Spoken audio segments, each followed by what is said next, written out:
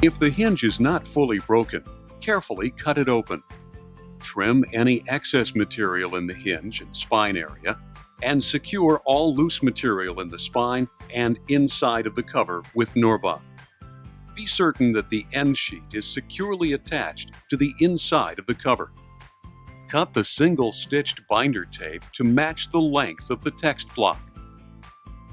Brush Norbond on one side of the tape. Apply the tape around the edge of the text block with one tab attached to the spine and one tab attached to the front or back page of the text block. Smooth the tape with a bone folder. Blot any excess adhesive, leave the cover of the book open, and set the book aside to dry.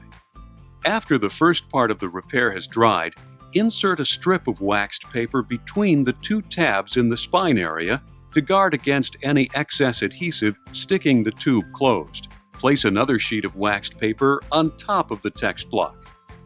Brush Norbond onto the exposed tabs of the tape. Bring the edge of the cover into position along the row of stitches.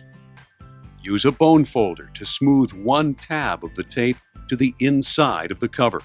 Close the book and firmly run the edge of the bone folder along the outside of the spine to attach the fourth tab to the inside of the tube. Hold with the rubber bands and set the book aside to dry overnight. Remove the waxed paper after the adhesive has dried. The repaired book will have two tabs of the binder tape visible when the cover is opened, and two tabs attached to the inside of the tube.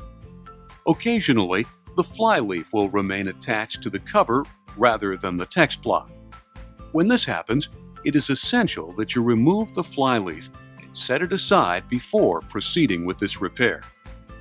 After the hinge is repaired, you should use a piece of adhesive-backed cloth tape to reattach the flyleaf into the book.